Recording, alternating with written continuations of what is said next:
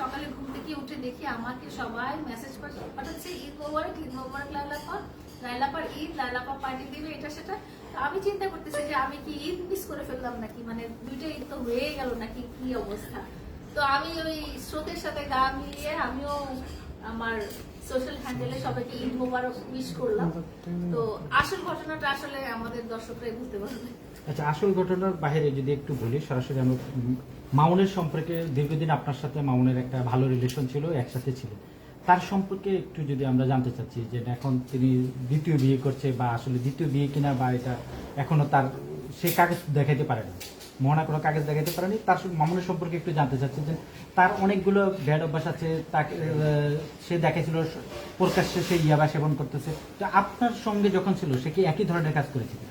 আমার আসলে ঘটনা কিন্তু পুনরাবৃত্তি হয়েছে। হ্যাঁ, আমার সাথে যে ঘটনা 2023 থেকে শুরু করেছিল সেই ঘটনারই 3 বছর পরে আসলে পুনরাবৃত্তি করেছে আরেকজন নারীর সাথে, একদম সেম টু সেম ঘটনা। আমাকে যেভাবে ও প্রকাশ্যে নিয়ে এসেছিল যে ওর জীবন সঙ্গী হিসেবে, এবং আপনারাও ছিলেন এখানে, বারবার মারার পরেও আপনারা কিন্তু আমাদেরকে মিলিয়ে দিতে চেয়েছেন, কিন্তু আপনারাও চাচ্ছিলেন যে একটা সংসার টিকে থাকুক। একই ঘটনা, একই সিস্টেমে, একই ওয়েতে সে আবার করলো। তার মানে হচ্ছে কি, ওই যে যেই লোকটা চুরি করে সেই লোকটা দেখা যাবে যে একই ভাবে ওই একই জানালা দিয়ে সব বাড়িতে চুরি করে, সে হয়তো দরজা দিয়ে যায়। তো ওনার টেকনিকটা, প্রিন্স মামুন বা তার পরিবারের প্রতারণার টেকনিকটা মনে হয় একই। কারণ এই নারীও তার চেয়ে বয়সে বড়, সেটা হোক 1 বছরে, সেটা হোক 2 বছরে। এই নারীও তার চেয়ে বয়সে বড়, এই নারীও ডিভোর্সি, এই নারীরও একটা সংসার আছে, এই নারীরও সাপোর্ট করার মতো পরিবারে কেউ নেই, এবং এই নারীরও বেশ কিছু সেভিংস বা টাকা পয়সা আছে। তো একইভাবে আপনারা যখন দেখেন মানুষ কাকে বিয়ে করে, মানুষ যখন একটা পুরুষ যখন জীবন সঙ্গী হিসেবে কাউকে বিয়ে করার জন্য চুজ করে, সেটা হোক প্রেমের বিয়ে, সেটা হোক অ্যারেঞ্জ ম্যারেজ, সেখানে সব পুরুষেরই সাধারণ একটা কমন জিনিসের নিজের বয়স থেকে 3 থেকে 5 বছরের ছোট কাউকে বিয়ে করবে। হ্যাঁ, এরকম কাউকে। ডিভোর্স কাউকে কিন্তু কেউ সহজে বিয়ে করে না, আমাদের সমাজেও না, বিদেশেও না। যখন জানে যে একটা মহিলা তার আগে সংসার ছিল, সেই নারীটাকে কিন্তু কেউ সহজে বিয়ে করতে চায় না। সেই এর কারণ দুনিয়াতে তো মেয়ের কোনো অভাব নাই। প্রিন্স মামুনের জন্য তো মেয়েরা বসেই থাকে, তার তো আরো মেয়ের অভাব নাই। আর প্রিন্স মামুনের মায়ের কথায় তারা যে পরিমাণ জমিদার, তাদের তো মানে কোনো সমস্যাই নাই। গ্রামের চেয়ারম্যানের মেয়ে থেকে শুরু করে শহরের কমিশনারের মেয়ে সবাই তার জন্য পাগল থাকার কথা, তাদের কথা হচ্ছে। তো সেরকম একটা এত বড় সেলিব্রিটি, টোকাই সেলিব্রিটি, কেন একজন একটা নারীর সাথে একটা দুর্ঘটনা ঘটে গেছে, ধরে নিলাম আমারটা বিচ্ছিন্ন ঘটনা, আমার সাথে সেই দুর্ঘটনা ঘটে যাওয়ার পরে সে কেন আবার একই বিবাহ বা বিবাহ বহির্ভূত সম্পর্কে কেন পারিবারিক ভাবে সংযুক্ত হবে? মানে আপনারা দেখেছেন যে আমার সাথে যখন সে রিলেটেড ছিল, তখন কিন্তু পারিবারিক ভাবেই রিলেটেড ছিল। এমন সে তার মা বাবা রেখে পালায় আমার সাথে বিয়ে করেছে, বা আমরা পালায় যে বিয়ে করেছি, এরকম কিছু না। এই নারীর সাথেও সেম, এবং এই নারীর সমস্ত পাস্ট প্রেজেন্ট হিস্ট্রি সব প্রিন্স মামুনের মা প্রকাশ্যে আপনাদেরকে ইন্টারভিউতেই বলে দিয়েছে যে আমার বউ মাশাআল্লাহ খুব সুন্দর, আমার বউর সমস্ত, আমার বউর যদি 5টা বিয়ে হয় তাহলে সে আমাদের কাছে প্রিন্সেস ডায়না, হোয়াটএভার। যখন মানুষ বারবার করতে থাকে একই অন্যায়, যখন মানুষ বারবার করতে থাকে, তখন সেটা অপরাধ হয়ে যায়, তখন সেটা অন্যায় পর্যায়ে পড়ে। আচ্ছা লাইলা, আপনি বলছিলেন যে ব্যক্তিত্ব জনতায় মামুন বিশ্বাসী, তারপরে সে কোনো জেন্ডার ভেদা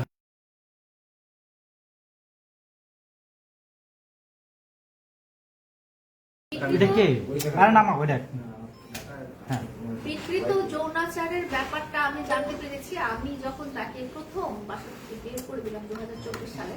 তখন থেকে নিয়ে তার সাথে আমার একটা ডিস্টেন্স রিলেশন ছেদ হয়নি, কিন্তু আমরা দুজন দুই জায়গায় ছিলাম।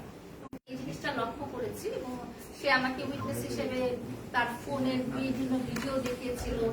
সে আমার সাথে সবসময় কথা বলছে।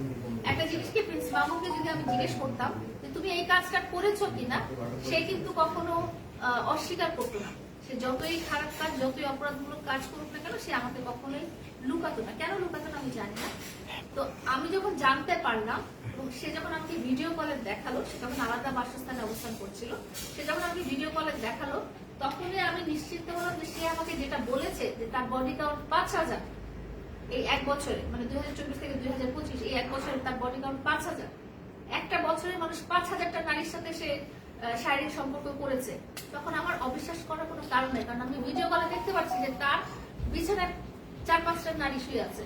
এছাড়া আপনারা যদি জানেন যে আমার কাছে কিছু ছবি পাঠানো হয়েছিল যে সে কিছু মানে কাপড় চোপড় ছাড়া নারীর সাথে ছবি তুলতেছে ফ্যামিলি বাসায়, এবং অনেকে ছাড়াও আরো কিছু নারীর সাথে সে এই ধরনের সম্পর্কে লিপ্ত ছিল। এই ধরনের প্রমাণ এবং ছবি আমরা দেখেছি, আপনারাও দেখেছেন।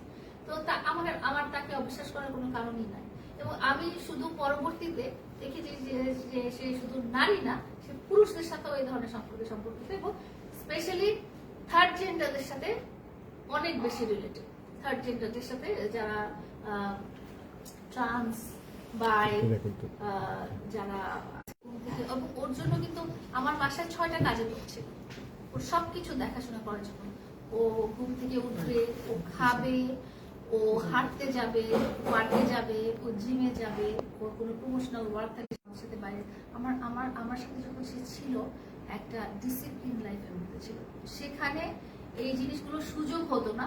কিন্তু যেহেতু এটা তার ব্লাডে মিশে আছে, মাদক গ্রহণ বা নারীর সাথে এই ধরনের সম্পর্ক, তো এটা সে আসলে তার মনে মনে সে মানে পরে একটা টাইমে যে সে আউটবাস্ট করলো যে আমাকে মারলো, যে কেন তাকে আমি মাদক খেতে যেতে দিতে চাই না বা নারীদের সঙ্গ দিতে চাই না, সেটা সে আউটবাস্ট করলো 2023 সালে।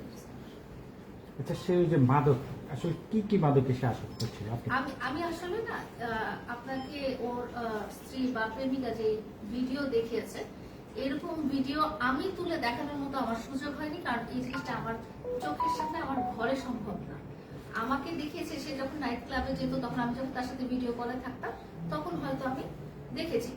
আমার মনে আছে আমি কিন্তু আপনাদেরকে 2024 যখন সে আমার বাসা থেকে আমাকে বলছিলাম যে চলে যাও, তখন কিন্তু আপনাদেরকে আমি কয়েকটা ভিডিও ফুটেজ দিয়েছিলাম নাইট ক্লাবের।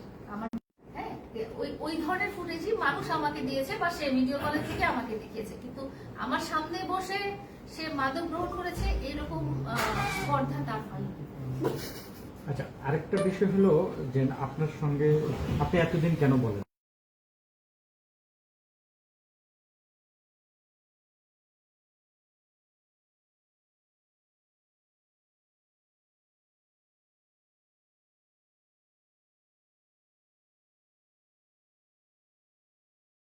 কথা হচ্ছে যে আমরা যতদিন একসাথে ছিলাম এই ধরনের ঘটনা ঘটেনি।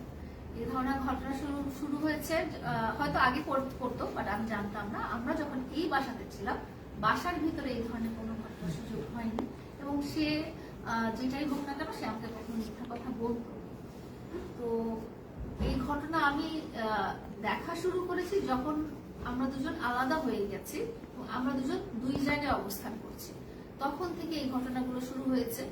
আমাকে এই ঘটনার প্রমাণ স্বরূপ মানুষজন ভিডিও ফুটেজ পাঠিয়েছে, ভয়েস পাঠিয়েছে, যেগুলো আমরা আপনাদের সাথে শেয়ার করেছিলাম। সে একবার নরসিংদীতে গিয়ে যে রেপ করেছিল, গ্যাং রেপ করেছিল কতজন নারীকে, তারপরে গ্রুপ সেক্স করেছিল, প্রস্টিটিউট নিয়ে গিয়েছিল, এই ধরনের ভয়েসগুলো আমি আপনাদের কাছে পাঠিয়েছিলাম।